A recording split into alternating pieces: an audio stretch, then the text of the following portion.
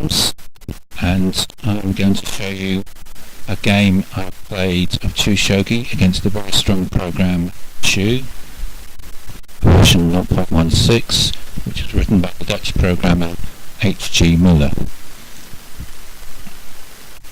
So I'm playing black, Sente, and immediately we see the rather strange opening strategy of HaChu might make peculiar moves. It doesn't have an opening book which helps explain it. I immediately take the high lion position because the advantages are quite well, they're very strong. It dominates the game. HaChu, however, immediately thinks its reply gives it a slight advantage, so we have to question its evaluation strategy. Nevertheless, it's a formidable tactician because it can get a 7-ply look ahead, so it can rip you off at the slightest mistake. Another strange move is just to develop, but when it doesn't develop very far.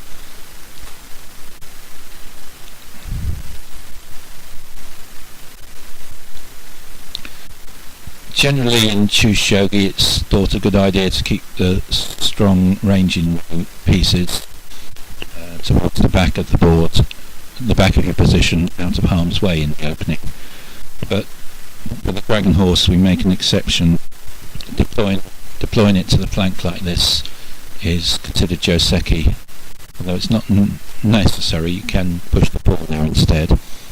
From here it controls the centre, puts influence on the centre, restricts the opposing line, prevents the opposing go-between coming forward, helps support your own go-between thrust, and gives you space to put the copper and silver through to the centre. HaChu is planning to develop its bishop on that diagonal instead, as we can see.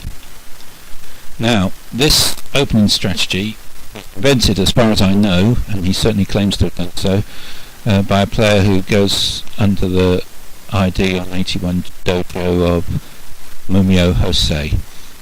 He first played it against me, and I was astonished, but I've come to appreciate its strong points.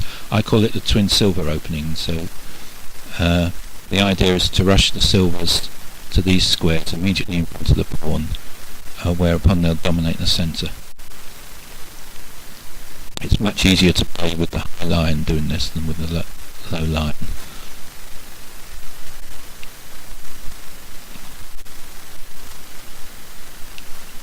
So I rush that there. Now my line's supported and doesn't need the bishop to defend it anymore, which means I can push the other silver up.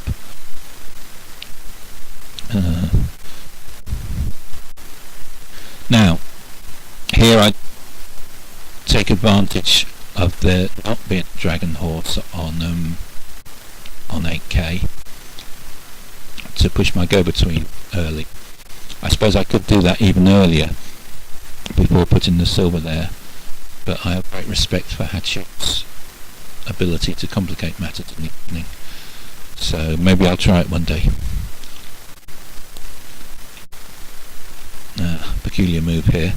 The reason to develop the go-between and pawn early there is to develop the phoenix here. Normally, orthodox strategy, fairly orthodox strategy is to develop the phoenix to e.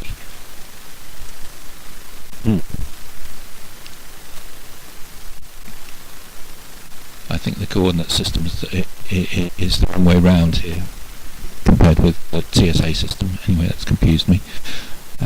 This square anyway. But in this system it's better to develop it here, because after we want to push the silver up through there, and maybe the copper as well, to try and get a perfect centre with our coppers and silvers. And that's why I put the go-between early, because once the Dragon Horse or bishop is to 8k, it's hard to do it.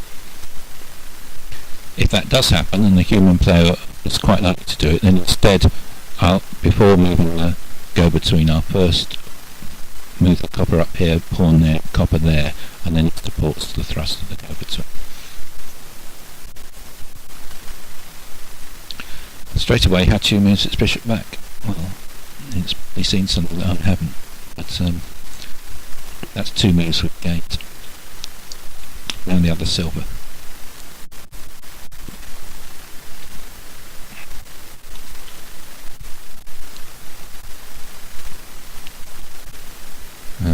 As I said, strong pieces to the back, and this makes a stop with the free king.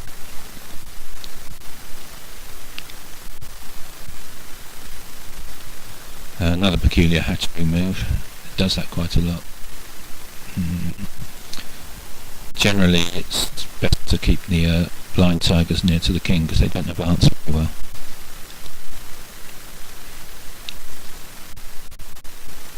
That's the the 5th time it's moved that bishop. There's the twin silvers. It looks initially that they're vulnerable to pawn thrusts in the centre, but you can see the bishops. The silvers have got the diagonal retreats open to them. It's important always to consider where the retreats are going to come to. The pawns get moved, but while the line's in the middle like this, pawn obviously can't get past the line. That side mover formation is considered a shape and generally played as Joseki, but playing against HaChu I don't do it, and the reason I don't, I observed from practice that HaChu will waste a lot of time edge pawn to no effect, so by not pushing my own pawn I get it to waste more moves.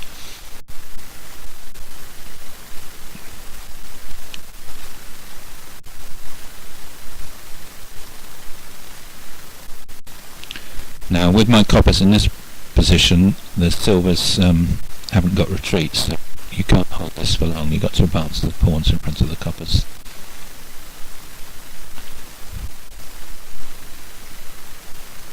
That looks like he's planning to push the go-between. Yep. So that restores shape for one of my silvers. This is the start of the castle. From here the Kirin will be able to move to 2b, and then late in the endgame it can go up, up, up and promote. And that's the sort of long range plan that HaChu just cannot see. So this is how we go about trying to beat it. Keeping the tactics quiet and aiming for the endgame. Next castling move. Now it's quite orthodox to move the drunk elephant to that square. However, in the end game you've got 2 blind tigers, and if the drunk elephant is pinned by, say, a rook on this column, then there'll be weak squares in front of each blind tiger for a lion to drop onto and get wrecked. So by doing it this way, spending an extra move, we reduce that number of squares to 1, so I consider the castle twice as strong, and therefore it's worth spending a move on it.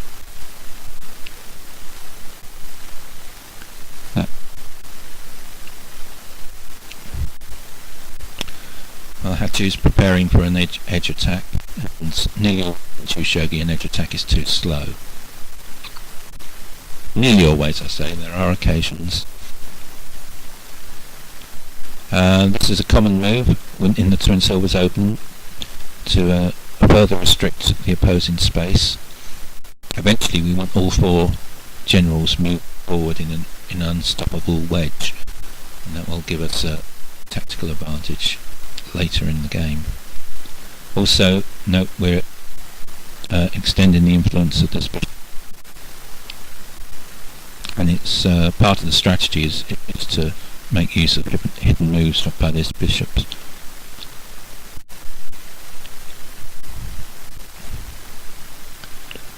Now I'm going to grab some material, get an even high line and knock up one of the pawns.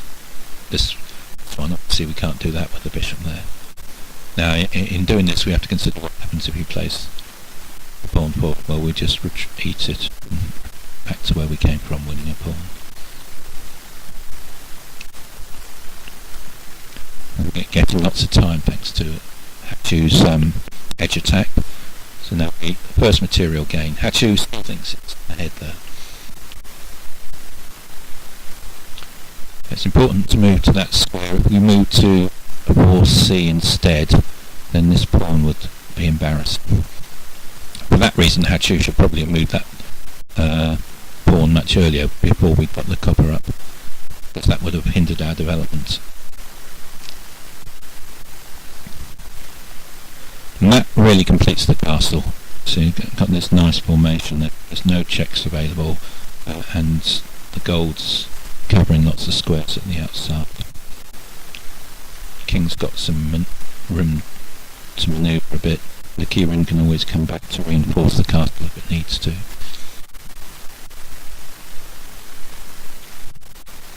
Now I'm playing this to give myself some space here. If I wait another move, that rook can move over to the b file and I won't be able to play it. Fortunately the tactics aren't against me at this point. So the rook occupies the file anyway, and we go back again. Maybe this time I could have gone back to here, but I don't like the bishop being there in that diagonal.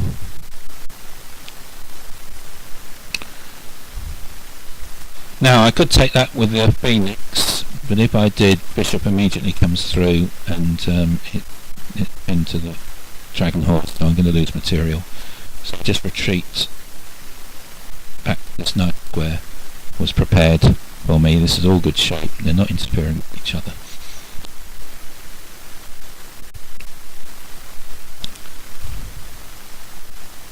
Now HaChu has made a miscalculation here. Presumably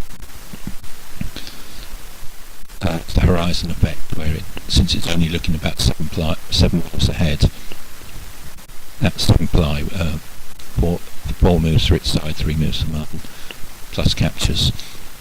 That it thought it had something at the end, but it wasn't looking quite far enough. I don't know.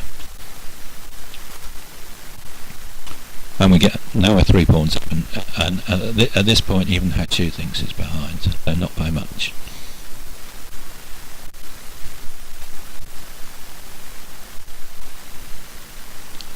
That's doubly supported by the phoenix and the vertical mover, and eventually we'll try and promote it.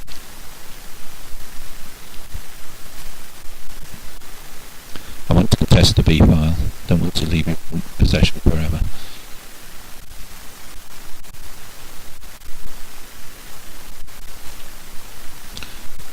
And this is to complete the shape to move the copper.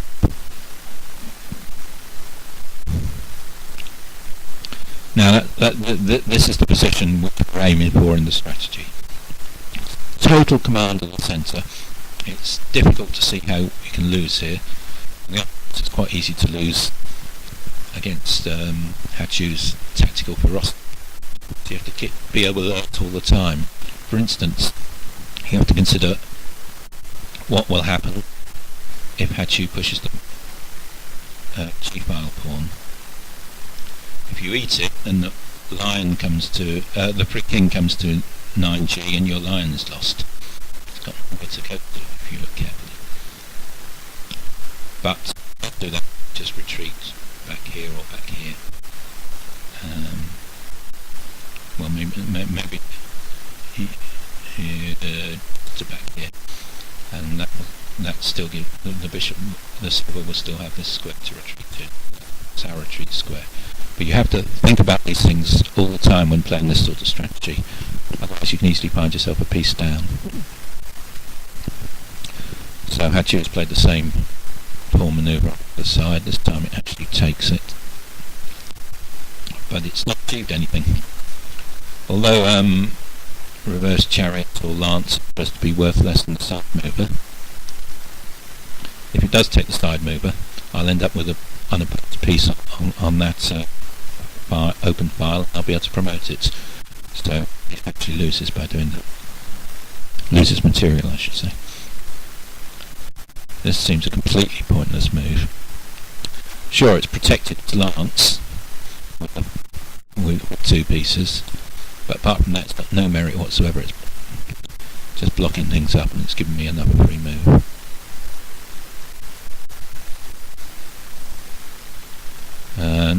Now this diagonal is more thoroughly blocked. I think it's nice to put the dragon horse here, and we'll switch the dragon king to the B file. Even more so now it's given me a target.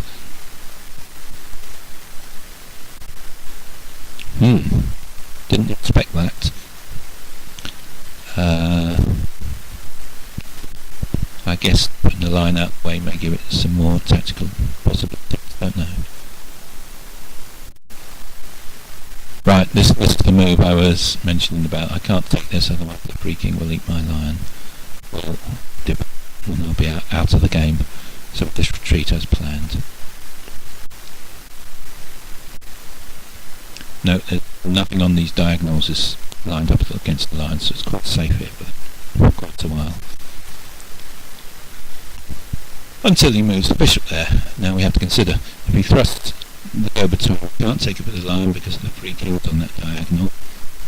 So we're going to have to retreat probably to there. If this pawn comes in, then we can still go back there. That would be our retreat square. We'd like to be able to push this pawn here, because in the free king and the pawn we can't at the moment. If the lion's there, we'll be able to do that. So if it does move, we can retreat, and this go-between's well protected, and the opposing lion isn't going to jump in because it's way out of the action. So I can push my own pawn. This is aiming eventually pawn and copper towards the promotion rank. There's also blocking the bishop's diagonal for the moment. I suppose it's planning to put the rook behind, but as we see it doesn't. It's a very strange square for the rook.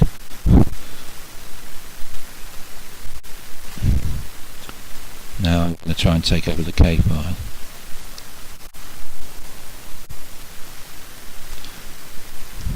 So I guess that's why it didn't move the rook to the H file last time, but it could have done that the previous move.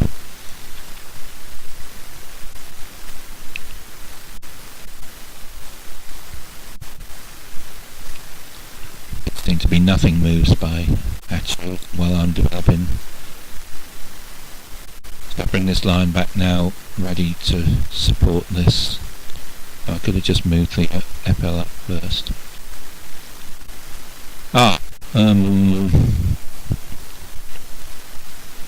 Looks like a complete miscalculation. I can take it because it's blocked the file with a side move.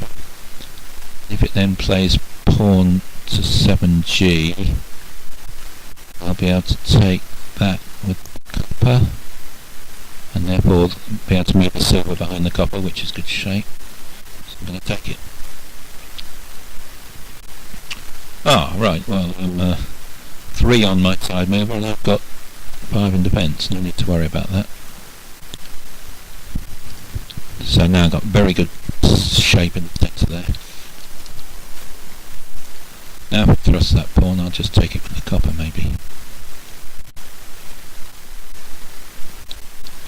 Looks like another miscalculation.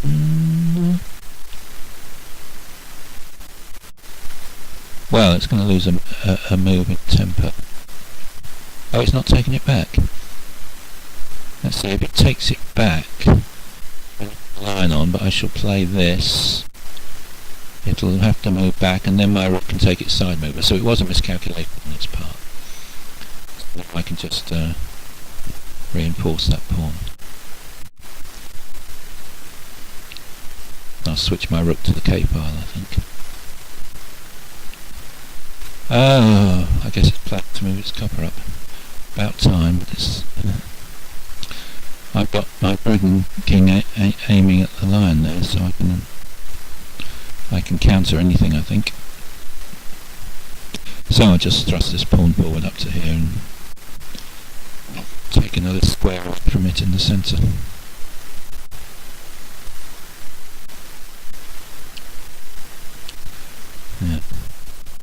now I'm threatening pawn to attack the side mover.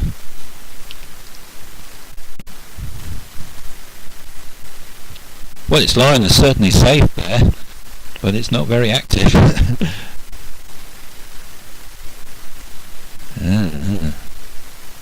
Got a rolling attack coming up here. It seems to be just shuffling pieces around. Now its reverse chariot is undefended. Don't know what I can do. I suppose push the side mover forward. Maybe let's go to exchange that reverse chariot for the side mover at some point.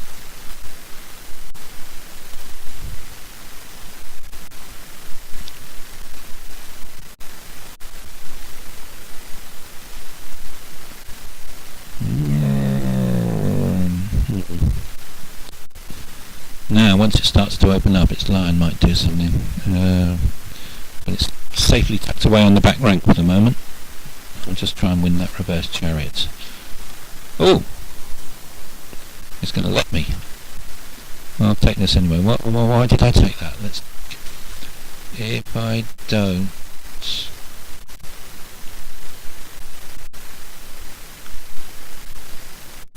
I don't recall.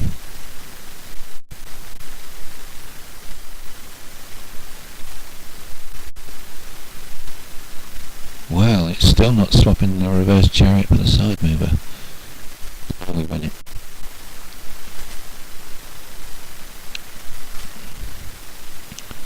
What's happening there?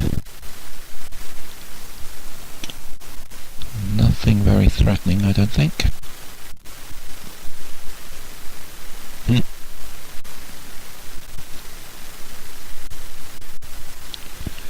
This game is absolutely won now, strategically. Just got to avoid blundering. And here we go on the attack. Oh, it's bursting into action. You can swap that for the silver, but my copper will then be able to retreat. It's not a problem. Let's get a tuck in. No. That's not stopping me, is it? No. Oh. It must have made a miscalculation. Well, it stops me eating the rook.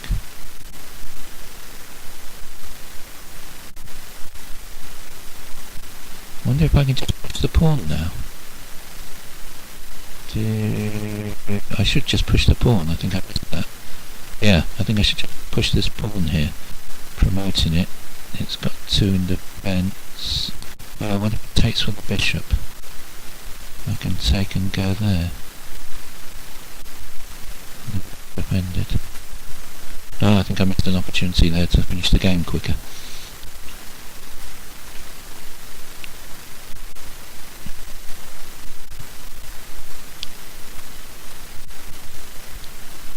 Pile the pressure up there.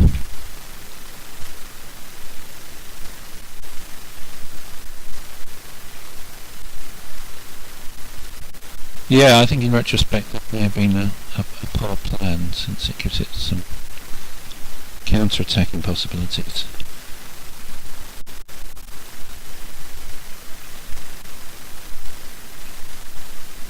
Here comes the line. It's attacking my copper.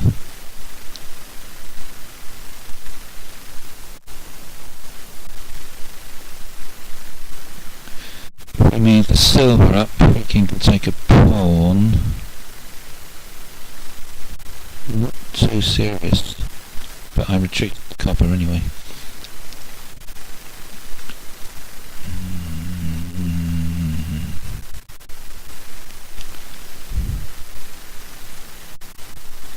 Anyway, this was my plan, but now it's not easy to make progress. I'm taking a pawn there. Ah, brings the line in. Now this square is unprotected. I can switch the Dragon King to defend it.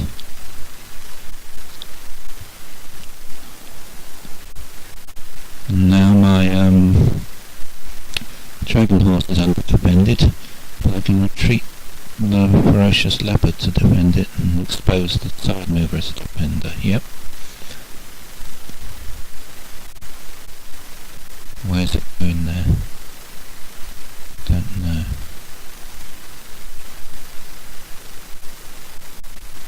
Right, this is taking out a defender. But the lion jumps in.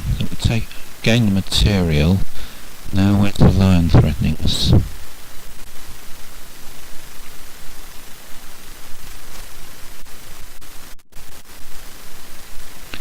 Nowhere yet.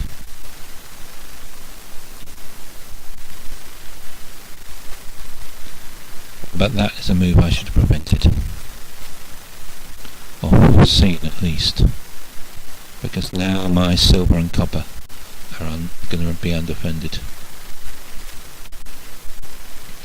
Anyway, attack. Ooh.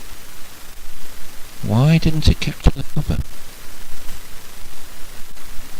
Oh, because it's bringing the bishop into the attack. Well, we'll swap it for the dragon horse, I think.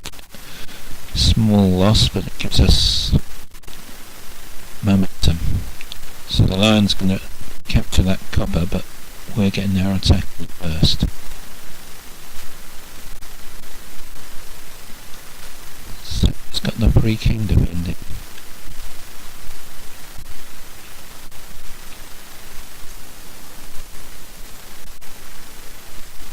And it's promptly blocked the free king's defence.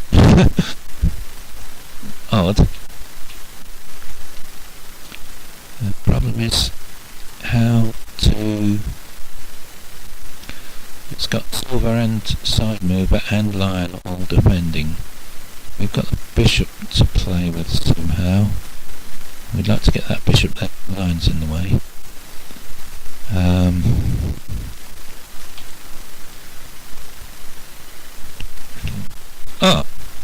Thought it would eat the pawn. Of course, I'm trying to open the action of this dragon king. So the silver comes up to attack that, and the lion says, no, the lion can't take the bishop because of the free king. Let's just repulse it, I think. No, it defended. Not sure that was a good idea. Anyway, he's brought another defender. Another defender for 9i. But I can attack that with my phoenix.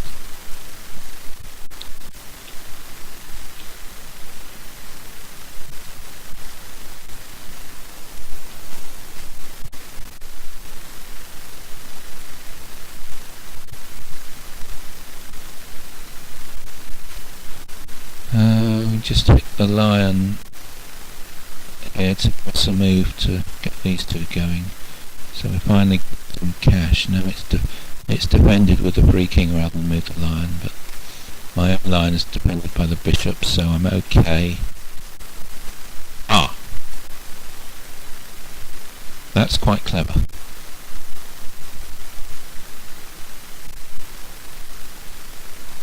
If I take it, it gets a horned buck, so we have to ignore it and come back. Still, overall that was a gain for us. It just minimised the loss. Can we move our phoenix up? Is it worth it?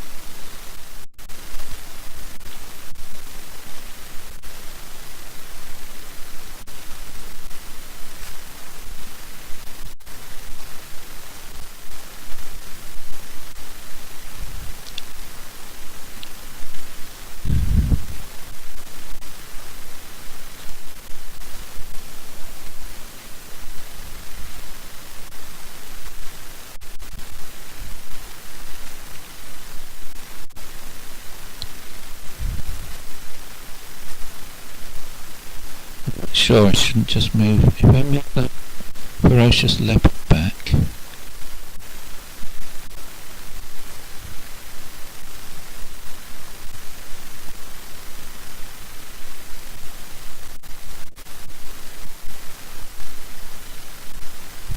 Dragon King when I go back there? Oh, looks like I missed a chance there.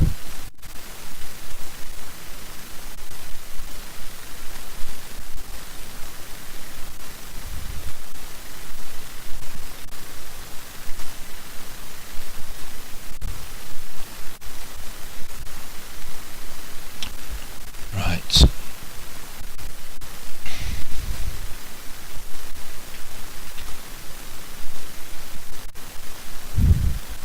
It's now only got the 3 king as a diagonal mover, so my line is fairly safe. I've got a dragon horse. Now I need to get that into play somehow.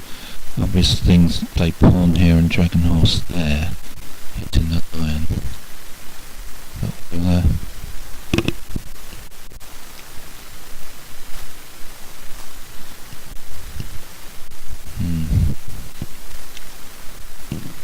By doing it this way, we get to hit the lion quicker. Can move my dragon king over there. I reckon I should get my dragon horse into play though. Well, that put its line very passive. And I get a sovereign eagle, which is always nice. Threatening to take it to blind tiger as well. Stops that.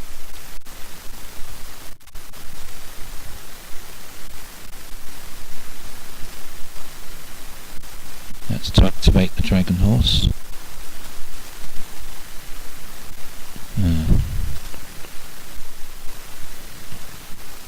Bring the soaring eagle back, I think, to block. No, I move the lion up instead.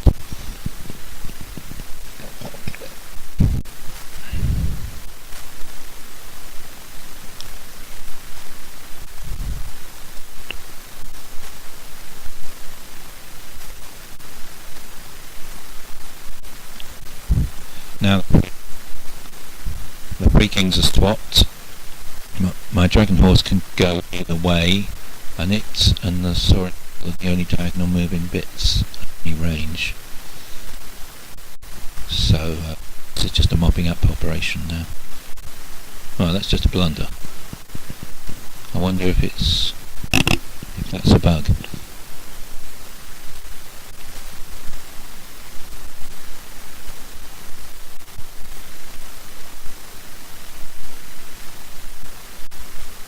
Oh, I'm going to get Horned Falcon as well. Check. And promote, hitting the lion. This is going very nicely. Let's move my lion up, I think.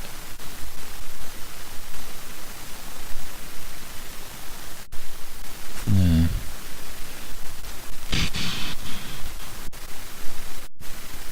Well, as a strategy, we can just push the side mover up the edge now. Or just a white horse.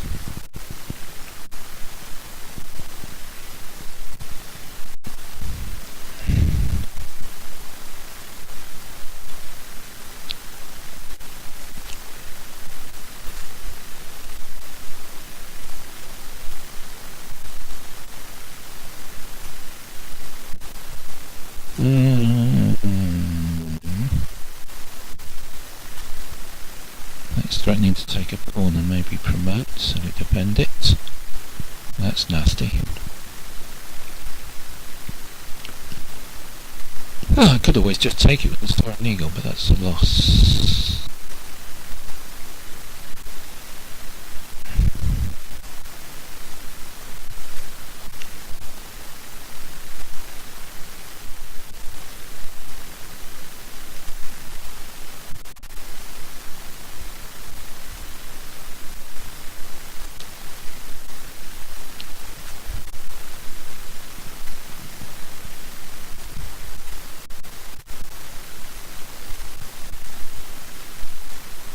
No, so I made a miscalculation there.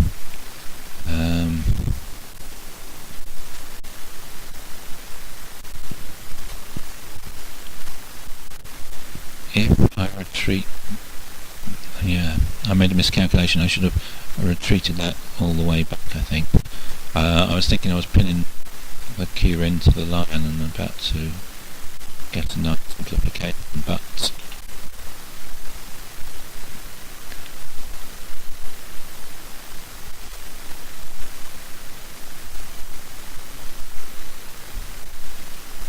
that's the mistake, because it can take it and I can't take back because my lion will be undefended. And no, I can. If I take back,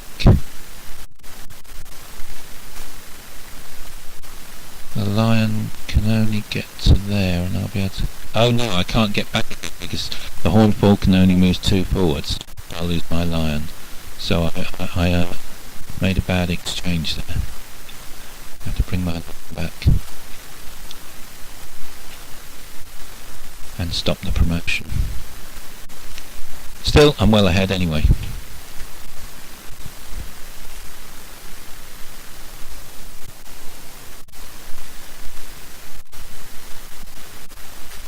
But we want to take this nasty, dangerous piece off.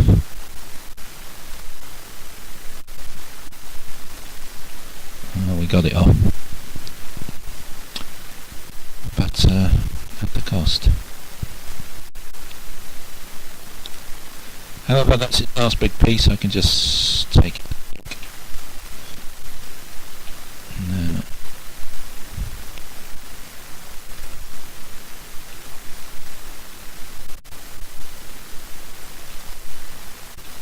Now its lion can't advance, and I can promote my key in at leisure.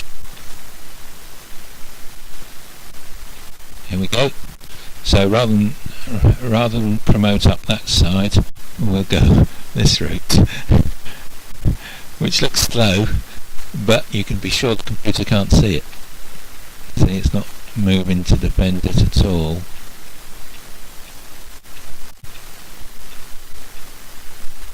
Still hasn't seen it. Now it's seen it. It's surprising because it can put in various intervening moves and stop it promoting for a while. So with a sudden ply look ahead, it doesn't see it until that point. Because now it takes us quite a few moves to force the promotion. Because of moves like that, you see. But force the promotion we can.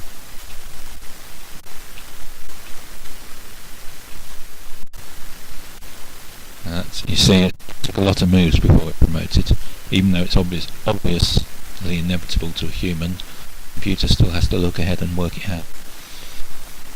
Now we've got 2 lions and a horn forking, so it's just a matter of technique.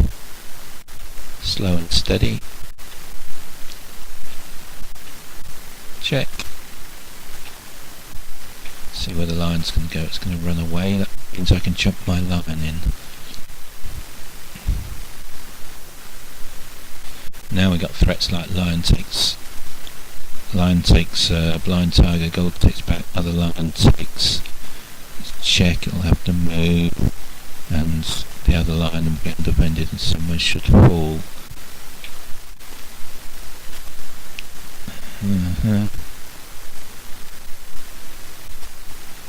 But no need for heroics. I'll have to sacrifice the horn falcon. No need to do that though. We'll chase the lion, the king a bit. Notice we're threatening to jump there now, because the lion doesn't defend, and because it will be defended, and the drunk elephant doesn't cover that square.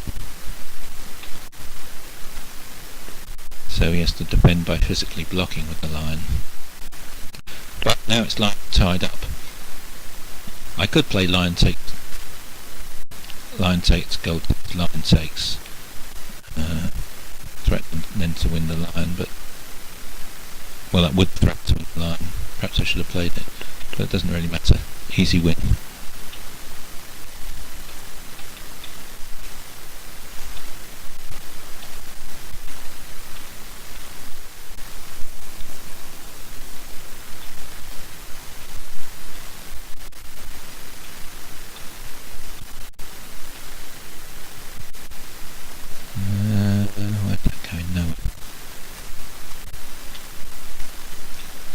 Now, that's actually a correct move by the program. You would think it made sense, since it's going to lose the lance, to take the pawn and get some material. In fact, that just accelerates my getting a white horse to pin the blind tiger and mate the king. So it's actually the correct tactics not to do that. And since it's not going to sacrifice the reverse chariot, I get the pawn by hand. It passed it. Well, it hasn't got any good moves. A human would resign. Now it's finally seen there's a mate, so it's sacrificing everything to put it off.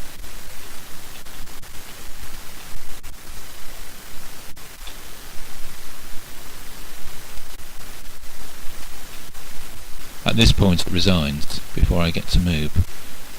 It's a little odd that it resigns on after it's moved. But obviously I can play lion, takes drunk elephant mate. I've got other mates as well, but that's the quickest. End of game. Hope you enjoyed it.